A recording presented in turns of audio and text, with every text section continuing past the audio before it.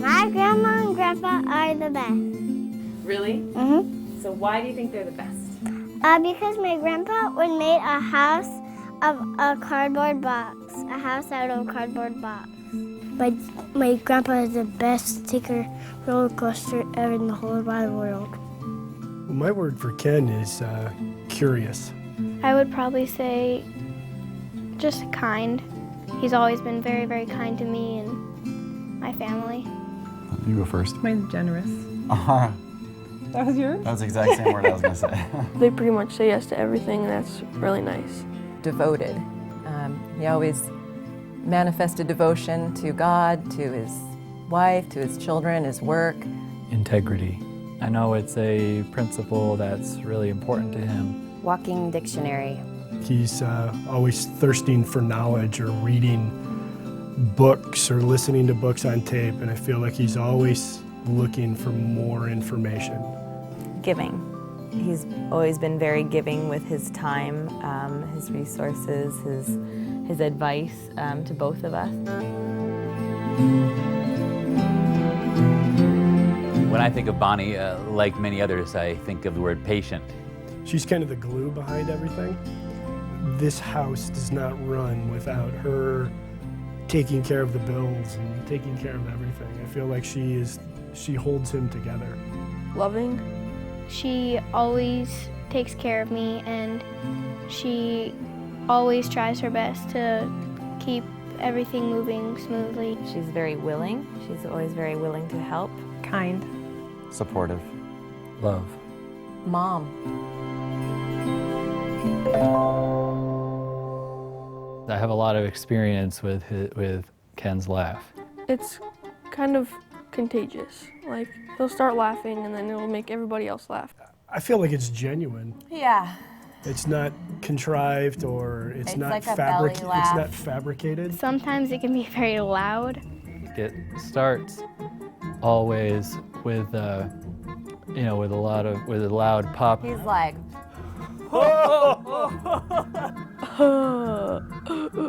Ha ha, like that, and then it goes ha ha, and then so he breathes out, and then what happens next is he tries to start breathing back in. I think this is how I've broken it down. And then it gets really quiet though.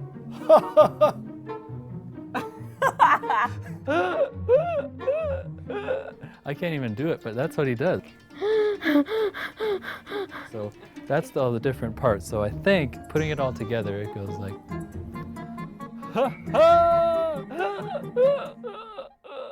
My mom, we found, has some trouble saying certain words, and we first discovered this when we lived in Vermont, and there was a certain restaurant that we all liked, and it's called Penelope's. That is a real challenge for my mom, and she liked to go there, so she would say, "Can we go to Penelope, can we just go there? You know what I mean." She has a hard time pronouncing the word quesadilla. She says quesadilla. Quesadilla all the time. That's the big one for me. She says, "Kylie, do you want a quesadilla?" When I was in college, I came home for the summer one time, and my mom was listening to some music on her little ghetto blaster in her den doing work. And I said, "Mom, what are you listening to?" And she said, "Well, I just went down to the Warehouse Records and asked for something light and upbeat, and I'm just really enjoying this. Have you ever heard of reggae music?" She's like, "Reggae." So yes, I caught my mom listening to Bob Marley, calling it reggae music. It was awesome. It was a very hot day, and my grandma was working inside, and my brother and I were out in the pool. And we'd be like, "Come on, Grandma, come out here." And she's like, and then she'd come out of the den and come outside, and she'd say, "No, I don't really want to come in." And then she'd start walking away and then turn around and run into the pool and jump in with all of her clothes on and everything. And that was funny. My favorite thing is when Grandpa lets me push him in the pool. I'm allowed to push my grandpa in. So when I first moved to Los Angeles, bear in mind I grew up in the country, so my commute to work was driving past cows. I never even saw their cars. So I was trying to adjust to the LA traffic, and the first week Ken took me out on a sales call. So imagine Ken driving, merging onto the freeway at 60 miles an hour. And of course he has a cup of tea between his legs, and he's got a Big Mac in his hand, and he's got the phone crimped in his shoulder, and he's driving with his elbow and making a note, you know, as he's talked to somebody on the phone.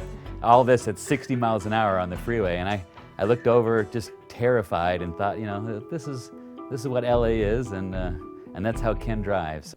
I know road tripping is kind of a big thing to them, and I would go with them.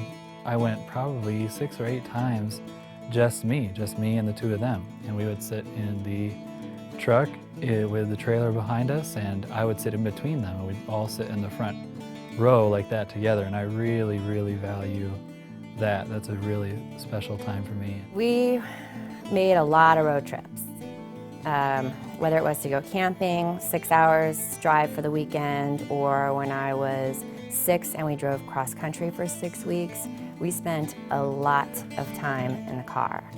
Driving up Interstate 5 through the belly of California, seemed to always be in the burning heat and in a big van, usually with a dog and all my family together, and we had so much fun. We actually had fun inside the van, playing games and singing songs. Oh, the buzzing of the bees and the gumdrop trees and the soda water fountains where the lemonade stands on the blueberry blah and the big rock candy mountain. Drill, ye terriers, drill. Drill, ye terriers, drill. For it's work all day for the sugar in your tea down behind the railway. Pardon me, boys, is that the Chattanooga choo-choo? Yeah, yeah, track 29. Boy, can you give me a shine. So that's what we would do. For me, it was just Johnny Cash, A Boy Named Sue, just that album only. We listened to that every time, multiple times. I know every one of those songs, so I don't remember switching tapes because I think I really liked that one. I thought it was funny. My dad would just set aside a time for each of us to just have a special day with him. And one of my favorites was the time that my dad and I went to go to Magic Castle. I'm not sure exactly how old I was probably under 10. And what was kind of funny if I look back on it now is the fact that even the guy behind the bar that had the spritzer putting in the filling up the drinks for us, he would put one with water, I distinctly remember, and then with the same spritzer, he would all of a sudden start putting Coke in. And the fact that this is all happening at the Magic Castle really just kind of blew my mind. It's like, wow, even the spritzer is magic. So I wasn't very adventurous, but Dad bore with me, and for probably at least 10 years straight, we either went horseback riding or we went to Magic Mountain. And I just love that. I mean, to this day, my dad can't drive past the Nevada borderline without hopping on that roller coaster. That was not usual for us. Money was tight when we were younger, and to be able to choose where you want to go out to eat and what you want to do with Dad, and it almost seemed like the sky was the limit. I think it was for my sister. She went up in a glider plane. So to choose your special day was a highlight, and to spend time alone with Dad was a highlight. My favorite choice was usually to go to live theater, and because of that, I got to see musicals downtown and really enjoyed doing that with my dad. And I got to tell you, don't tell my siblings, but I still have a special day